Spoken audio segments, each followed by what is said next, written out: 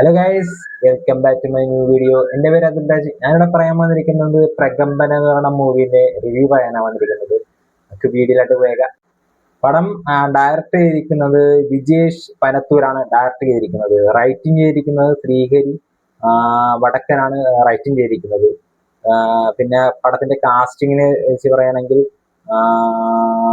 ശീതൽ ജോസഫാണ്.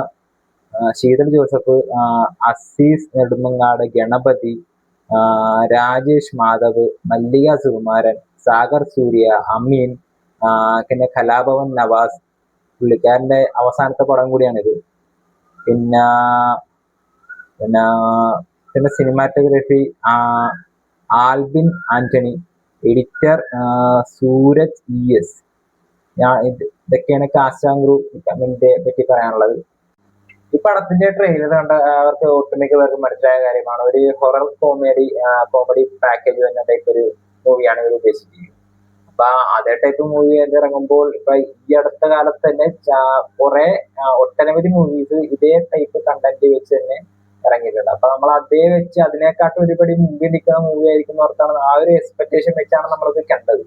പിന്നെ അതിൽ മെയിനായിട്ട് പറയാനുള്ളത് പടത്തിന്റെ ഓരോ കാസ്റ്റിംഗ് ലിസ്റ്റിലുള്ള ഓരോരുത്തരുടെ പെർഫോമൻസും കാര്യങ്ങളൊക്കെ പറ്റി എടുത്ത് പറയുകയാണെങ്കിൽ മെയിനായിട്ട് ആദ്യം തന്നെ പറയാനുള്ളത് സാഗർ സൂര്യ അവിടെ പണി മൂവിയിൽ അഭിനയിച്ച് അത്യാവശ്യം നല്ലൊരു കിടിലൻ ഒരു ന്യൂജൻ വില്ലൻ എന്ന് പറയുന്ന രീതിയിലുള്ള പെർഫോമൻസ് കാഴ്ചവെച്ചിട്ട് പോയ ഒരു വ്യക്തിയാണ് പുള്ളി. ഇതിന്റെ അകത്തും ഒരു കിടിലൻ പെർഫോമൻസ് തന്നെ കാഴ്ചവെച്ചിട്ടുണ്ട്. അത് എടുത്തു പറയേണ്ട രീതിയിലുള്ള പെർഫോമൻസ് പുള്ളിയുടെയാണ്.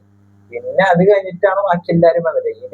എനിക്ക് പടം കണ്ടു കഴിഞ്ഞപ്പോ ഫസ്റ്റ് നമുക്ക് ഇച്ചിരി കൊള്ളാം, ഇത് അടിപൊളിയാണല്ലോ എന്ന് എടുത്ത് നമ്മൾ ആദ്യം എടുത്ത് പറയാ അത് ഇങ്ങനെയുടെ ആക്ടിങ് ആണ്.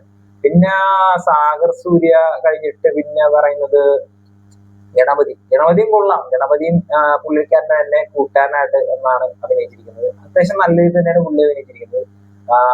പിന്നെ ഇവരുടെ കൂട്ടത്തിൽ തന്നെ ഉള്ളത് അമീൻ. നമ്മുടെ ഇൻസ്റ്റാഗ്രാമിലൊക്കെ കൂടി റീലും കാര്യങ്ങളൊക്കെ ഇട്ട് വൈറലായ അമീൻ എന്ന് പറഞ്ഞ പുള്ളിയുടെ രണ്ടാമത്തെ മൂവിയാണ്. ഫസ്റ്റ് മൂവി നമ്മുടെ ധ്യാൻ ശ്രീനിവാസന്റെ കൂടെയാണ്. സെക്കൻഡ് മൂവിയാണ് ഇത്. അത്യാവശ്യം നല്ല ഇച്ചിരി അതിനെക്കാട്ട് വെച്ച് നോക്കുകയാണെങ്കിൽ ഇതിനൊക്കെ ഈ ക്യാരക്ടർ ഇച്ചിരി നല്ലപോലെ സ്ക്രീൻ പ്രസൻസ് കൂടുതലാണ്. അതിൻ്റെ അകത്ത് അധികം സ്ക്രീൻ പ്രസൻസ് കുറവായിരുന്നു അമീന്. ഈ പടത്തിൽ ഇച്ചിരി നല്ലപോലെ സ്ക്രീൻ പ്രസൻസും കാര്യങ്ങളൊക്കെ കൊടുത്തിട്ടുണ്ട്. അപ്പൊ അതുകൊണ്ട് പുള്ളി അത്രത്തോളം നല്ലപോലെ അങ്ങോട്ട് ഇറങ്ങി അഭിനയിച്ചെന്ന് പറയല്ലേ, ആ രീതിയിൽ തന്നെ അത്യാവശ്യം നല്ല നമുക്ക് ഇത് കണക്ട് ആവുന്ന വർക്കാവുന്ന ടൈപ്പ് കോമഡിയും കാര്യങ്ങളൊക്കെ ഉള്ള ഒരു മൂവിയാണിത്. പടത്തെ പറ്റിയും ഓവറോൾ എനിക്ക് പറയാനുള്ളതെന്ന് വെച്ചാൽ ഒരു ഓവർ എക്സ്പെക്ടേഷൻ ഒന്നും വെച്ച് പോകാതെ തന്നെ നമ്മള് ഒരു കിടിലൻ പടം കാണാൻ പോയാണ്. ഓവർ എക്സ്പെക്ടേഷൻ വെച്ച് പോരുന്ന ഞാൻ പറയാനുള്ള എല്ലാവരും അങ്ങനെ ആയിരിക്കാൻ ചിലപ്പോൾ നമുക്ക് ശരിക്കും വർക്കാകാതെ വരാൻ സാധ്യതയുണ്ട്. കാര്യം എന്ന് വെച്ചാൽ എനിക്ക് അങ്ങനെ ശരിക്കും വർക്കാകാതെ വന്ന ഒരാളെന്ന രീതിയിൽ ഞാൻ എടുത്ത് പറയുകയാണ്. പടത്തെ പറ്റി പിന്നെ ഓവറോൾ പറയാനുള്ള ഒരു വൺ ടൈം വാച്ച് മൂവിനെ പറയാനുള്ളൂ.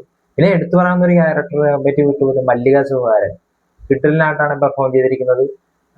കിടിലൻ ആക്ടിങ് ആണ് മാഡം ഒന്ന് കാഴ്ചവെച്ചിട്ട് പോയിരിക്കുന്നത്.